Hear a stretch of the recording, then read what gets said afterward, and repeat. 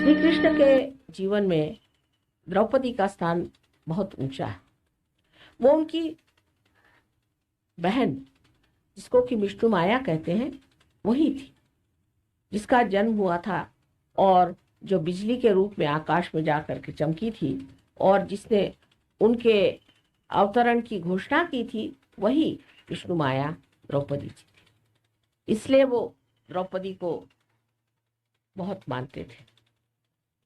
जिस वक्त द्रौपदी के चीर पे हाथ दुर्योधन ने रखा और जब खींचने लगे तो द्रौपदी भी स्त्री सुलभ लज्जा से उसने अपना आंचल दांत में से दबा लिया। क्री कह के रुक गई। क्री न कहते गिर जाएगा, न रोका, न कहते न बना। लेकिन जब देखा कि अब हालत खराब हो रही, अब हमारा वस्त्र खिंच रहा है, तो जैसे ही न शब्द उनके मुख से निकला, तुलसीदास जी ने बहुत सुंदर इस पर वर्णन किया है और वो सुनने लायक है। श्री कृष्ण का प्यार अपने बहन के लिए कि द्वारिका में शोर भयो भारी। द्वारिका में बैठे हुए थे। द्वारिका में शोर भयो भारी, शंख चक्र गदा पद्म गरुड़ लई सिधारे। तुरंत उसी क्षण वहां पहुंच अपने बहन की लाज रखने। अब इन महाशय से पूछे कि अगर उनको स्त्री लज्जा का विचार न होता तो अपनी बहन की लाज रखने के लिए वो वहां से दौड़ करके यहाँ क्यों आते। 5 साल में बाल लीला में जो कार्य किया, वही जब यौवनावस्था में राजा जैसे बैठे हुए थे, अपनी स्त्री की लज्जा रक्षण के लिए, अपनी बहन की लज्जा रक्षण के लिए वो वहां से क्यों दौड़े चले। इसमें कॉन्ट्रास्ट नहीं है, इसमें विरोधाभास नहीं है, ये एक ही चरित्र के अनेक गुण हैं। बाललीला में जो मनुष्य कार्य करता है वो अबोधिता में सरलता से होते हैं। फिर वो तो योगेश्वर थे, साक्षात योगेश्वर थे। योगेश्वर ऐसे थे कि उन्होंने 16,000 पत्नियां कर ली और उसके बाद और 5 पत्नियां। लोग कहेंगे वाह भाई क्या योगेश्वर थे, इधर 16,000 पत्नियां कर ली और ऊपर से और 5 पत्नियां कर ली। ऐसे योगेश्वर से भगवान बचाए रखे। ऐसे तो हम भी करते फिरेंगे, तो आप वाजिद अली शाह को क्यों बुरा कहते हैं। हाँ, आजकल की बुद्धि ऐसी चलेगी, सब समतल सोचते हैं हर एक चीज को। वो 16,000 उनकी शक्तियां, वो एक पुरुष थे, हम तो माँ है, हमें कोई कुछ कह नहीं सकता। माँ के स्वरूप में कोई भी लांछन हमको लगा नहीं सकता। वो पुरुष थे, 16,000 शक्तियां वो लाते कहां से संसार में। आप मेरे बेटे हैं, कभी मेरे पैर दबाते हैं, कभी मेरा सर दबाते हैं, मेरे पैर छूते हैं, माँ के पैर छू रहे, कोई लांछन नहीं लगा सकता मुझे। मैं तो माँ ही हूँ। और कोई कोई बेटे तो 108 साल के हैं मेरे, तो भी माँ हूँ। माँ तो माँ ही हुई, माँ तो पवित्र ही होती है, उसको कौन छू सकता है। लेकिन उनकी 16,000 शक्तियों को इस संसार में लाना आसान चीज नहीं। और उस वक्त कोई ऐसे लोग भी नहीं थे तैयार जो सहयोगी होते कि जिनको खड़ा किया जाए। तो उन्होंने 16,000 अपनी शक्तियों को स्त्री रूप में जन्म दिया और एक राजा से कहा कि इनको सबको भगा के ले जाओ और फिर ये नाटक करके, सारा नाटक ही है, और उन 16,000 अपनी शक्तियों को अपने पास ले। और 5 जो पत्नियां थी वो पंचमहाभूत, उन पंचमहाभूतों को भी अपनी पत्नियां बना करके साथ। अब ये सूक्ष्म बात आपको सहयोग में समझ में आएगी। आप वाइब्रेशंस पे देखिए, मैं बात सच कह रही हूँ कि झूठ कह रही हूँ। जो बात कह रही हूँ इतनी सच है कि उससे आपको वाइब्रेशंस आए। ये 16,000 शक्तियां और पंचमहाभूतों को उन्होंने एक ऐसे रूप से अपने पास रखा कि लोग लांछन नहीं लगा सकते थे। अब पत्नी है, पत्नी क्या 16,000 क्या कितनी भी हो, पत्नी है बेचारी।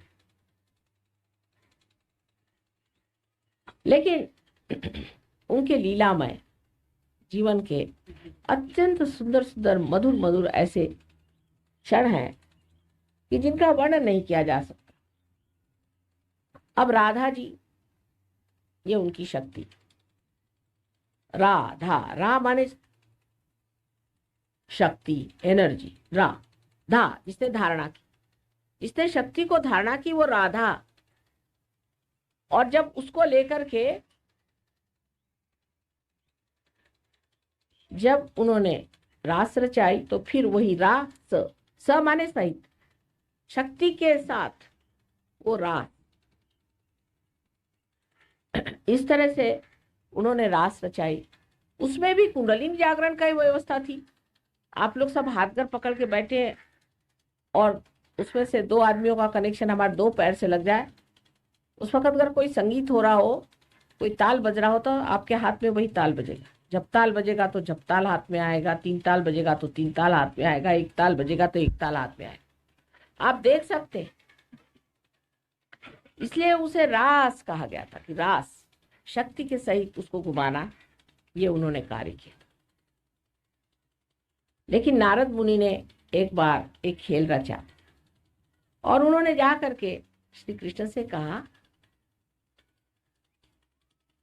कि क्या तुम वाकई इन सब पत्नियों को और इनको सबको प्रेम करते हो? कहाँ करता। उन पत्नियों को जाके पढ़ा दिया। क्या बात।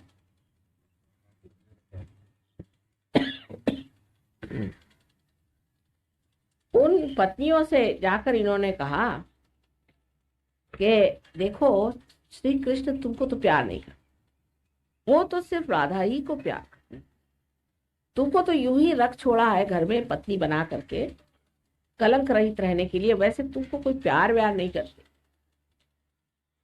अब वो आ गए झांसे में, ठीक ऐसा ही होगा, ये हमको कुछ नहीं प्यार करते हैं श्री कृष्ण, ये तो योगेश्वर है, ये क्या हमको प्यार करेंगे, ये तो राधा जी को ही प्यार कर। तो वो आके कहने लगे कि आप तो हमको प्यार नहीं करते, आप राधा जी को प्यार करते। श्री कृष्ण ने कहा बाबा बाबा ऐसी बात नहीं कहो, मेरे पेट में बहुत दर्द होने लगा, इतना दर्द हो रहा है मेरे को, कुछ आपको क्यों दर्द हुआ? कल ऐसी बात करने से मेरे दर्द हो जाता। आप घबरा गई। कल अच्छा इलाज बताओ। इलाज बहुत सोपा, ऐसा करो तुम्हारे चरण की जो धूली है वो मुझे पीने को दे दो तो मैं ठीक हो जाऊंगा। उनका वाह, पहले तो हमें प्यार नहीं करते और हमारा सब पुण्य भी छीन लेना चाहते हो कि तुम्हारे पैर की धूली हमें पीना चाहिए तो हमारे पैर की धूली आप पीजिएगा, ये हमसे नहीं हो सकता, ये सब हमें बेवकूफ बनाना, हमें न बनाइए। तो उन्होंने कहा कि भाई ये तो एक ही तरीका है। नारद मुनि ने कहा कि नारायण नारायण, अब क्या किया जाए? कहा अच्छा तुम जाओ राधा के पास, उससे कह दो। तो राधा जी के पास, राधा जी से कहा कि भाई श्री कृष्ण की तबीयत बहुत खराब। कहला क्यों? कहले उनके पेट में दर्द है, क्योंकि वो धन्वंतरी है। उन्होंने इलाज ये बताया कि जो भक्त मेरे लिए अपने पैर की धूल भेज देगा उसको पीने से मैं ठीक होता। तो राधा ने पैर आगे कर दिया, अच्छा ले लो मेरे पैर की धूल ले लो। कहा क्यों, तुमको आपके पाप पुण्य का कोई विचार नहीं? अरे कहने लगे जो पाप कराता है वो भी वही है और पुण्य कराता वो भी वही है, तुम ले तो जाओ उसके पेट का दर्द ठीक करो। तो उन्होंने उसके पाँव की धूल निकाली। अब वृंदावन की मिट्टी जो है पीली पीली आपने देखी होगी, वो लेकर के वो पहुंचे। कहा हाँ राधा जी ने तो दे दी है, अब लीजिए पीजिए, वो घोल करके पी लिए। श्री कृष्ण ने कहा कि आप ऐसे क्यों खड़े हैं? कहने लगे कि राधा जी ने एक बात की समझ नहीं आया कि आप ही पुण्य भी कराते हैं और आप ही पाप भी कराते हैं। कहले अच्छा तुम्हें समझ नहीं आई बात? तो नहीं। अच्छा कहले मेरे हृदय में देखो। हृदय की जब नजर की तो हृदय कमल में श्री राधा जी बैठी हुई और उनके पांव जो है उस कमल के पराग में छू रहे हैं और पीले पीले हो रहे हैं। तब नारद जी के समझ में आया कि जब हृदय में बैठे हैं तो पांव और सर और हाथ से क्या मतलब हुआ?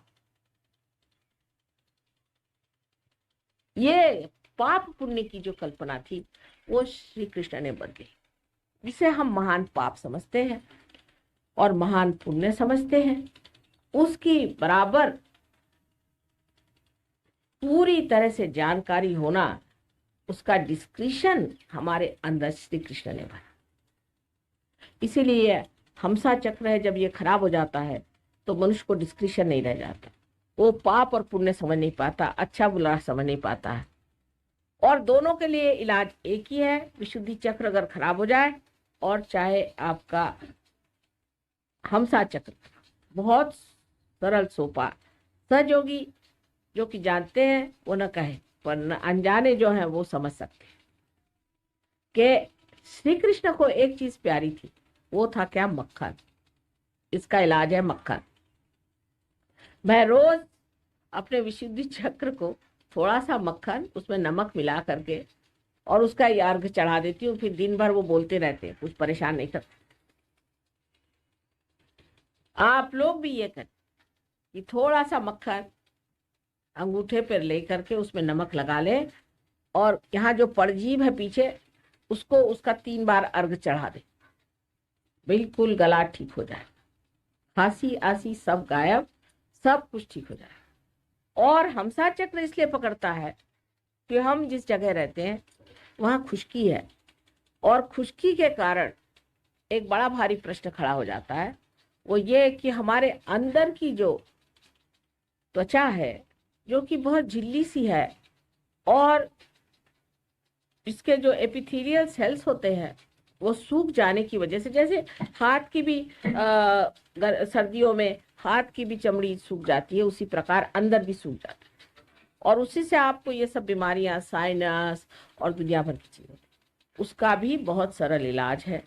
अगर आप मक्खन को पिघला के नाक में डाल दें तो काम हो गया। नहीं हुआ तो आप घी बना लीजिए मक्खन का, उसको वस्त्र से छान करके और उसमें थोड़ा नमक डाल के रख लीजिए और उसमें आप नाक में डाल दीजिए, आपको जितने भी साइनस के ट्रबल से सब साफ हो जाए। ये श्री कृष्ण का सीधा सरल उपाय, और इसे आप करके देखिए और फिर मुझे बताइएगा। रोज सवेरे हर एक सहयोगी को चाहिए कि अपने हाथ पर थोड़ा सा मक्खन लेकर उसमें नमक लगा करके और 3 बार श्री कृष्ण को अर्घ चढ़ाए, फिर नाक में 2 बूंद घी डाल दें, सोते वक्त घी डाल दें, आपकी सर्दी जुकाम भाग जाए। गर्म पानी से नहाने से जुकाम ज्यादा होता है, ठंडे पानी से नहाने से नहीं। जैसे जमुना जी का जल है, आप जानते हैं, बहुत शीतल, उसमें ही वो नहाया करते थे, इसी प्रकार आप शीतल जल में नहाया करें, आपको कोई तकलीफ नहीं। सो श्री कृष्ण की जो बात थी वो समझनी चाहिए कि उन्होंने उस वक्त कुंडलिनी के जागरण का सामाजिक प्रयत्न किया, वे सामाजिकता पे, और उन्होंने जो रास की थी उसमें भी यह था कि इनकी भी कुंडलिनी जागृत हो जाए, इनके जागृति की कम से कम व्यवस्था हो जाए।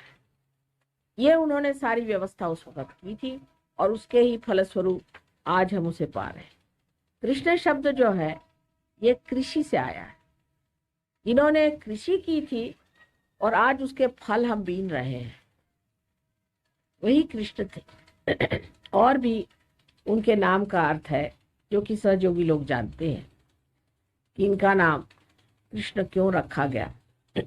लेकिन तू तभी यही समझ ले कि उन्होंने कृषि की थी, इसलिए उनका नाम अब नाराज हो रहा है, उनका नाम कृष्ण रखा गया। इन कृष्ण ने जो बात अपने जीवन में दिखाई वो ये कि आप एक साक्षी हैं, सब नाटक, ये सब मिथ्या, ये सब जो आपस में परेशानियां हो रही हैं, तकलीफें हो रही हैं, झगड़े हो रहे हैं, एक तरह से पता नहीं किस उलझन में सब लोग फंसे, तुमने ये गलत किया तो उसने वो गलत किया, तो उसने वो गलत किया तो उसने वो गलत किया, और सब जो आपस में सर पीट रहे हैं, ये सब एक नाटक है। और उसका सूत्रधार कौन है? तो श्री कृष्ण है। वही लड़ाई लगाता है और वही सर फुड़वाता है, और क्या सिद्ध करता है कि ब्रह्म है वही सब। ब्रह्म माने ये जो चारों तरफ छाई हुई शक्ति जिसे आपने महसूस किया, यही सत्य है, यही सत्य बताता है। इसी से जाना जाएगा कि सत्य क्या है। बाकी जो कुछ भी है तो वह मजाक चल रहा है।